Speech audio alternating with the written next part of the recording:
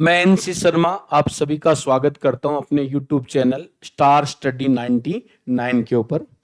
Political science से संबंधित जो टॉपिक थे वो मैं करवा रहा था। उसके अंतर्गत हम बात कर रहे थे कुछ ऐसे टॉपिकों की जो कंपटीशन एग्जाम की दृष्टि से बड़े इंपॉर्टेंट है। तो उसी सीरीज को हम आगे बढ़ाते हैं और आज हम बात करने वाले हैं संविधान की प्रस्तावना की बात करने वाले हैं। दाना प्रस्तावना से भी बहुत सारे क्वेश्चन आते हैं। तो आज हम बात करेंगे कि प्रस्तावना से कौन कौन से ऐसे क्वेश्चन हैं जो आप लोगों को एग्जाम के अंदर पूछे जा सकते हैं। तो सबसे पहला जो क्वेश्चन अपने सामने यहाँ पर है उस क्वेश्चन की हम बात करते हैं। जो सबसे पहला आपके सामने जो क्वेश्चन नजर आ रहा है, क्वेश्चन है भारतीय संविधान की प्रस्तावना में समाजवादी शब्द किस संशोधन द्वारा जोड़ा गया। यानी कि यहां पर अगर हम बात करें तो प्रश्न ये है कि वो कौन सा अमेंडमेंट था जिसके तहत प्रस्तावना के अंतर्गत समाजवादी शब्द जो है वो जोड़ा गया था। दाना इसके बारे में अगर हम बात करें तो इंडिया के अंदर एक संशोधन हुआ था जिसे इंडिया का लघु संविधान भी कहते हैं। क्या कहते हैं उसे? इंडिया का लघु संविधान जो है वो भी कहा जाता है। एक संशोधन है उसको लघु संविधान कहा जाता है, उसे मिनी लघु, क्योंकि उसमें बड़ी मात्रा में संशोधन का जो कार्य था वो किया गया था। वही इसका आंसर होने वाला है। तो क्या 40वां संशोधन है जिसको मिनी संविधान कहते हैं, या 52वां संशोधन है, 42वां है या 44वां है? तो इन चारों में कौन सा आंसर आएगा? ना 52वां जो संशोधन था इसमें दल बदल संबंधी जो कानून है वो बनाया गया था। यानी कि ये जो है वो तो नहीं हो सकता। ध्यान रखना 42 44 यहां थोड़ा लड़का कंफ्यूज हो सकता है, 40 तो होगा ही नहीं। ध्यान रखना ये मान के चलो आप, यानी कि ज्यादातर लड़के कंफ्यूज होंगे 42 और 44 के अंतर्गत। तो यहां ना लघु संविधान जो है वो कहा जाता है, किसको कहा जाता है? 42वें संविधान संशोधन को कहा जाता है। इसे मिनी संविधान के नाम से भी जाना जाता है। तो ध्यान रखना समाजवादी शब्द जो है वो 42वें अमेंडमेंट के तहत जो है वो जोड़ने का कार्य किया गया था। ठीक है, चलिए देख लेते हैं आंसर क्या है इसका। बिल्कुल आंसर वही है जो मैंने अभी आप लोगों को बताया है। 42वां संविधान संशोधन है 1976। ना समाजवादी जो शब्द है वो इसी अमेंडमेंट के तहत जोड़ने का कार्य जो था वो किया गया था। अगला क्वेश्चन देखो। अगला क्वेश्चन आपके सामने जो है वो कह रहा है कि प्रस्तावना में पंथ निरपेक्षता। पंथ निरपेक्षता का मतलब भारत का कोई धर्म नहीं है, भारत देश के लिए सभी धर्म क्या है? समान है। तो पंथ निरपेक्षता जो शब्द है, सेक्युलर जो शब्द है, वो कौन से संशोधन के तहत या कौन से वर्ष के अंदर जोड़ा गया था? ना पंथ का मतलब होता है धर्म, यानी कि भारत जो है वो धर्म के मामले में क्या है? आपका निरपेक्ष है। भारत देश का कोई स्पेशल रूप से धर्म नहीं है। जैसे हमारे पड़ोस में पाकिस्तान है, पाकिस्तान का राजकीय धर्म इस्लाम है, हमारा धर्म कोई राजकीय धर्म नहीं है।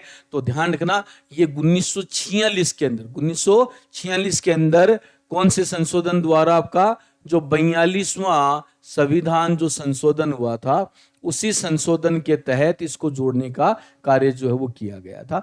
तो 42वां अमेंडमेंट 1976 के अंतर्गत ये पंथ निरपेक्षता जो शब्द है इसको भी जोड़ने का जो कार्य था वो किया गया था। ओके, चलिए देख लेते हैं क्या आंसर आता है इसका। तो बिल्कुल सही है 1976, और 42वें संशोधन द्वारा 1976 में यह शब्द जो है वो जोड़ने का कार्य किया गया था। अगला क्वेश्चन देखो। अगला क्वेश्चन क्या कहता है? भारतीय संविधान की प्रस्तावना किस से प्रेरित है? भाई कौन सा ऐसा देश है जिसके संविधान से प्रभावित होकर हमने प्रस्तावना यानी कि प्रेम्बेल जो है वो जोड़ने का कार्य किया है? तो पहला ऑप्शन आपके सामने है ब्रिटेन है, सेकंड नंबर में है अमेरिका है, फिर आपका आयरलैंड है, फिर कौन सा है? कनाडा है। तो इन सभी देशों से हमने कुछ ना कुछ लिया है। जैसे कनाडा से अगर हम बात करें तो भारत ने संघात्मक शासन जो प्रणाली है उसको ग्रहण करने का क्या किया है? कार्य जो है वो किया है। फेडरल सिस्टम को हमने अपनाया है। ध्यान रखना। आयरलैंड की बात करें तो आयरलैंड से जो मुख्य रूप से हमने लेने का कार्य किया है उसकी बात करें तो वो है नीति के निर्देशक तत्व जो है वो हमने लेने का कार्य किया है, ध्यान रखना। ब्रिटेन की बात करें तो ब्रिटेन से मुख्य रूप से जो ली गई है वो संसदीय शासन प्रणाली ली गई है। तो आप समझ गए होंगे मैं आंसर क्या बताना चाहता हूं, बिल्कुल सही, अमेरिका। अमेरिका यहाँ पर राइट आंसर जो है वो होने वाला, तो अमेरिका जो है वो यहाँ पर क्या होगा, आपका आंसर होगा। चलिए चेक कर लेते हैं क्या यही आंसर है आपका, बिल्कुल बी अमेरिका। ये जो अवधारणा हमने ली है वी द पीपुल, देखो हम भारत के लोग, ये प्रस्तावना में प्रारंभिक शब्द हैं और ये हमने अमेरिका से ही उठाने का कार्य किया है, ध्यान रखना, ठीक है। चलिए अगले क्वेश्चन की तरफ चलते हैं। प्रस्तावना को संविधान का कौन सा भाग माना जाता है? प्रस्तावना, ध्यान रखना, पहले तो ये कहा गया था कि प्रस्तावना संविधान का भाग है ही नहीं, लेकिन वर्तमान में प्रस्तावना जो है वो संविधान का भाग है, इसका पार्ट है, अलग दस्तावेज है, यानी सेपरेट डॉक्यूमेंट्स है, अभिन्न भाग है, ठीक है। इसके अलावा अनुसूची है या परिशिष्ट है, इनमें से किसके अंतर्गत हम शामिल करेंगे? दोबारा से देखो, बहुत अच्छा क्वेश्चन है। प्रस्तावना को संविधान का कौन सा भाग माना जाता है? अलग दस्तावेज है, अभिन्न भाग है, अनुसूची है, परिशिष्ट है। तो ध्यान, प्रस्तावना हमारे संविधान का महत्वपूर्ण भाग है, अभिन्न जो हिस्सा है वो एक तरीके से माना जाता है। तो यही इसके अंतर्गत क्या होने वाला है, आंसर जो है वो होने वाला है। तो यहां पर हम देख लेते हैं इसका आंसर क्या आने वाला है, बिल्कुल सही, अभिन्न भाग। अब आपसे ये पूछ सकता है कि सुप्रीम कोर्ट ने कौन से मामले में इस बात को कंफर्म किया था? तो वो विवाद हुआ था, केशवानंद भारती केस हुआ था 1973 में। इसके अंदर न्यायालय ने कहा था कि प्रस्तावना संविधान का भाग है तथा इसके अंतर्गत संशोधन का कार्य जो है वो भी किया जा सकता है, ठीक है। तो अभिन्न भाग है, अभिन्न हिस्सा है, ध्यान रखना। चलिए आगे चलते हैं अगले क्वेश्चन की तरफ। अगला क्वेश्चन जो आपके सामने है, हम भारत के लोग क्या दर्शाता है? ये जो शब्दावली है ना, वी द पीपुल, ध्यान रखना, हम भारत के लोग, ध्यान, ये शब्दावली हमने अमेरिका के संविधान से ली है। अब ये दर्शाता क्या है? ये संसद की शक्ति को दर्शाता है, जनसत्ता को दर्शाता है, न्यायपालिका की शक्ति को दर्शाता है, या संघवाद को दर्शाता है? इनमें से किसकी शक्ति, किसके पावर को दर्शाने का ये कार्य जो है वो करता है?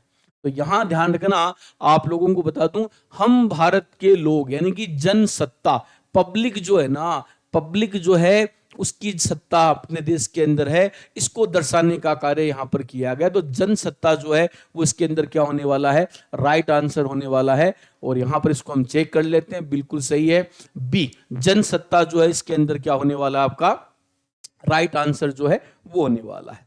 चलिए अगले क्वेश्चन की तरफ चलते हैं। अगला क्वेश्चन है, प्रस्तावना में न्याय कितने प्रकार की बात कही गई है? मतलब प्रस्तावना में 2 प्रकार का, 3 प्रकार का, 4 प्रकार का, कितने प्रकार के न्याय की बात कही गई है? 2 प्रकार का है, 3 प्रकार का है, 4 प्रकार का है, या 5 प्रकार का है? तो प्रस्तावना में आपने एक शब्द सुना होगा, हम भारत के लोग भारत को एक संपूर्ण पूर्णतः संपन्न सामाजिक, आर्थिक, राजनीतिक, ये 3 शब्द आपने सुने होंगे।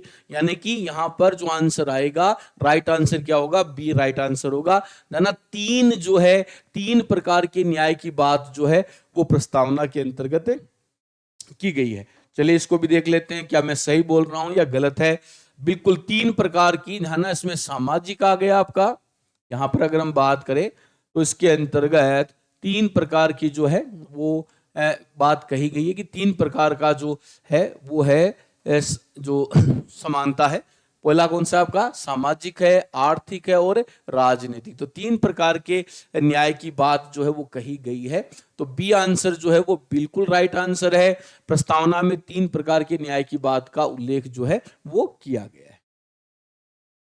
अगला क्वेश्चन देखो, स्वतंत्रता किन रूपों में दी गई है? मतलब भारत की जो प्रस्तावना है उस प्रस्तावना में स्वतंत्रता किन रूपों में दी गई है? विचार के मामले में है, अभिव्यक्ति के मामले में है, विश्वास व धर्म के मामले में, या उपयुक्त सभी के मामले में है?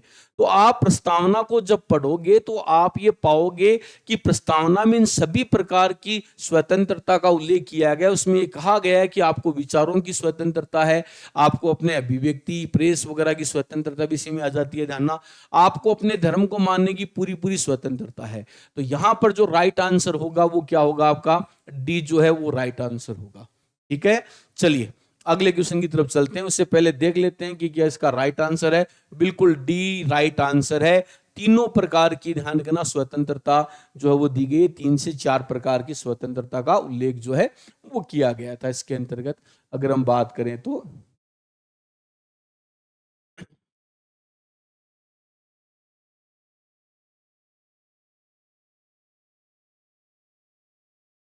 अगला देखो, अगला क्वेश्चन की अगर हम बात करें तो अगला जो क्वेश्चन है आपका, समानता किन रूपों में है? अवसर की समानता है, स्थिति की समानता है, ए और बी दोनों है, या कोई नहीं है? क्या इसके अंदर आंसर जो है वो होने वाला है? मतलब प्रस्तावना के अंदर किन किन की समानता का उल्लेख किया है? मतलब इसके अंदर ये कहा गया है कि हम भारत के लोगों को सभी को समानता जो शब्द है वो हुआ है, तो अवसर की समानता है, स्थिति की समानता है, ए या बी है, तो ध्यान है इसके अंदर जो आंसर आएगा वो आपका क्या आएगा? सी होगा, ए और बी। ध्यान रखना, यहां पर अवसर की समानता भी और स्थिति की भी समानता का जो अधिकार है वो देने का कार्य जो है वो किया गया है।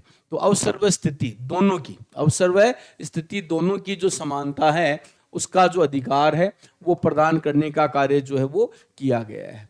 ध्यान रखना, चैनल पर जो नए स्टूडेंट हैं उनसे आग्रह है कि वो चैनल को सब्सक्राइब जरूर कर दें, ताकि नए वीडियो की नोटिफिकेशन आपको तुरंत मिल जाए।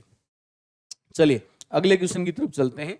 अगला क्वेश्चन क्या कहता है? बंधुत्व, बंधुत्व का उद्देश्य क्या है? भाई बंधुत्व यानी कि भाईचारा, ठीक है, और भाईचारा अगर बना रहेगा तो देश के अंदर क्या बनी रहेगी? स्वतंत्रता बनी रहेगी, समानता बनी रहेगी, राष्ट्रीय एकता रहेगी, या न्याय रहेगा? क्या इसके अंदर आंसर आएगा? यानी कि बंधुत्व अगर होती है, भाईचारा देश के अंदर अगर होता है, तो उसका सीधा सा असर है देश के अंदर क्या होगी? राष्ट्रीय एकता होगी। तो इसका जो राइट आंसर आएगा वो क्या आएगा आपका? राष्ट्रीय एकता जो